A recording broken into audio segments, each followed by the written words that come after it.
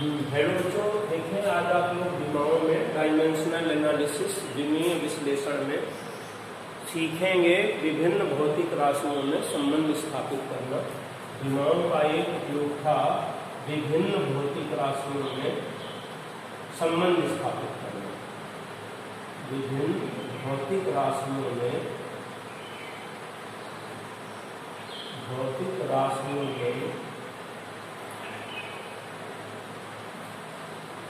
संबंध स्थापित करना।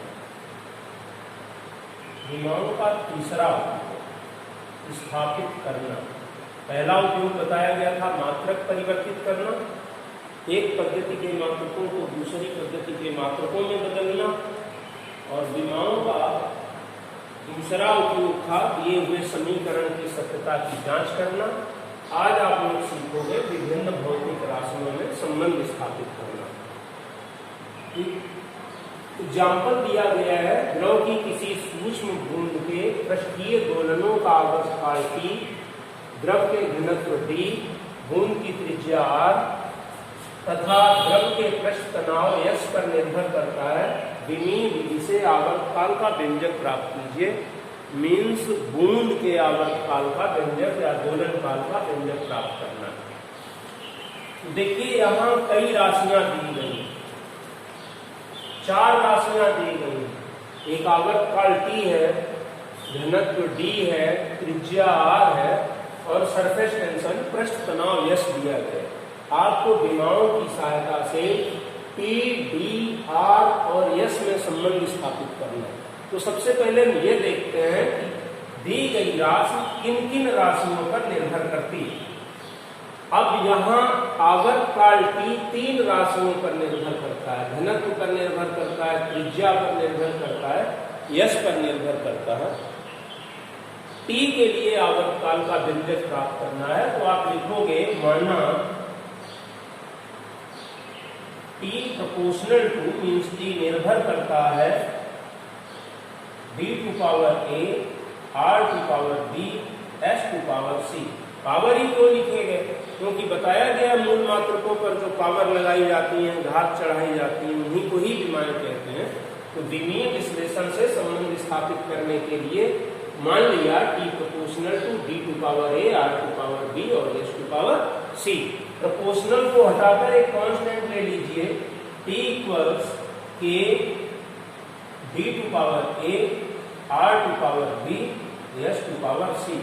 एक समीकरण मान लिया आपने ये। फिर एक बात समझ लें, आवर्तकाल T का मान घनत्व D, त्रिज्या R और पृष्ठ तनाव S पर निर्भर करता है। इसलिए हमने मान लिया कि T proportional to D to power A, R to power B और S to power C। Proportional को रिमूव करके कांस्टेंट K ले लिया, समानुपाती स्थिरांक कहते हैं इसे, प्रोपोर्शनल कांस्टेंट कहते हैं। अब क्या करते हैं, इसके बाद दोनों पक्षों के विमीय सूत्र लिखते हैं। देखिए दोनों पक्षों के, समीकरण में 2 पक्ष होते हैं, दोनों पक्षों के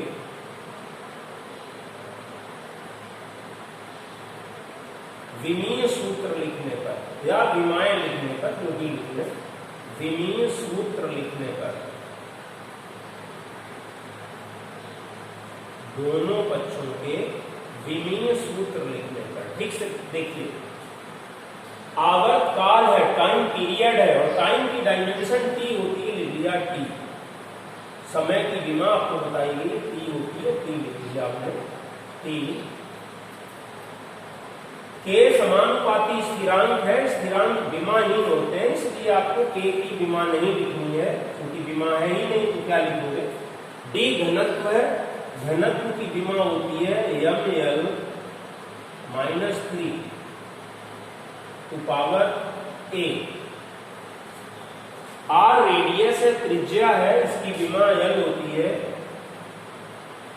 L to power B।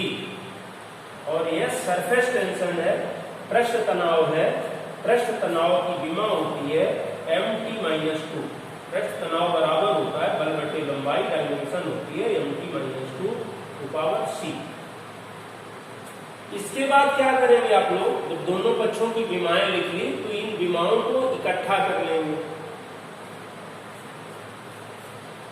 T equals यहां लिख देना जरूर, विमाएं नहीं लिखनी है के की आपने, तो लिखोगे के विमाहीन राशि,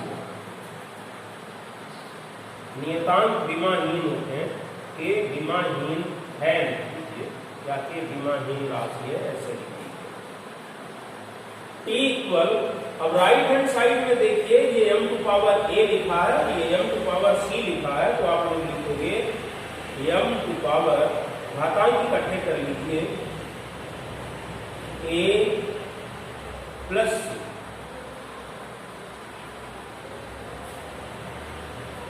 अलग अलग ही रखते हैं, चाहे एक ब्रैकेट में लिख सकते हैं। देखिए ठीक से, ये l टू पावर -3a है और ये l टू पावर b है, तो लिखोगे l to power -3a plus b, और आगे चलोगे तो बचता है t टू पावर -2c।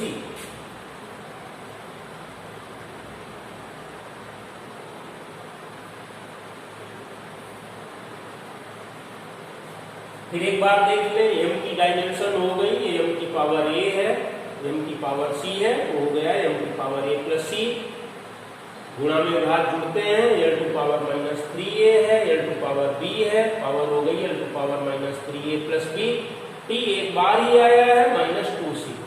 अब इसे हल करने का या तुलना करने का, जैसा भी हल करने का, अब देखिए हल क्या करना है, जो कॉमन हो पहले ये कंपेयर करते हैं। इधर लेफ्ट हैंड साइड में लिखा हुआ है t टू पावर 1, t का मतलब है t की घात 1, और राइट हैंड साइड में लिखा हुआ है t टू पावर -2c। इसका मतलब यह हुआ कि -2c इक्वल 1, सो c इक्वल माइनस का आ जाएगा 1/2, c की वैल्यू होगी -12। अब देखिए m to power a plus c दिया हुआ है और इधर m नहीं दिया गया, जो नहीं दिया गया है वो 0 है। m to power a plus c right में और लेफ्ट में m टू पावर 0, तो आप लोग लिखोगे a plus c equal 0। c की वैल्यू मालूम है आपको, a minus half equal 0, so a equal half होगा, a की वैल्यू ज्ञात हो। अब देखिए l को, राइट हैंड साइड में l to power -3a plus b है और लेफ्ट हैंड साइड में l नहीं है, मीन्स l टू पावर 0, तो अब लिखना है -3a plus b equals 0। a की वैल्यू मालूम है आपको पहले ही से, निकाल चुके हो, एक रख दीजिए, ये हाफ दिया, -3 into half plus b equals 0, -3/2 plus b equal 0, सो b इक्वल 3/2, ये b की वैल्यू दिया। अब a b c जो समीकरण 1 माना था उसमें आपने घातांक लिए थे d to power a, r to power b, s to power c, d की घात a, r की घात b, s की घात c, a b c की वैल्यू आ, ये सारे मान समीकरण नंबर 1 में उठा के रख दीजिए। लिखोगे a b व c के मान समीकरण 1 में रखने पर,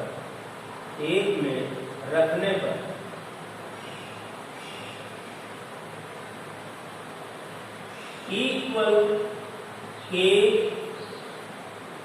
d टू पावर हाफ, क्योंकि d की पावर a मानी थी आपने और a की वैल्यू आई है 1/2, r टू पावर 3/2 और s टू पावर -1/2, पावर -1/2 है, नीचे ले आएंगे, t इक्वल हो जाएगा k d to power half r to power 3/2 upon s to power half. और जब पावर हाफ दी गई हो, याद रखोगे, उसे अंडर रूट में लिख लिया जाता है। इसलिए t इक्वल हो जाएगा k under root of d r q by s. By two जहां भी पावर होती है अंडर रूट में लिख लेते हैं। 1/2 था, 3/2 था, फिर 1/2 था।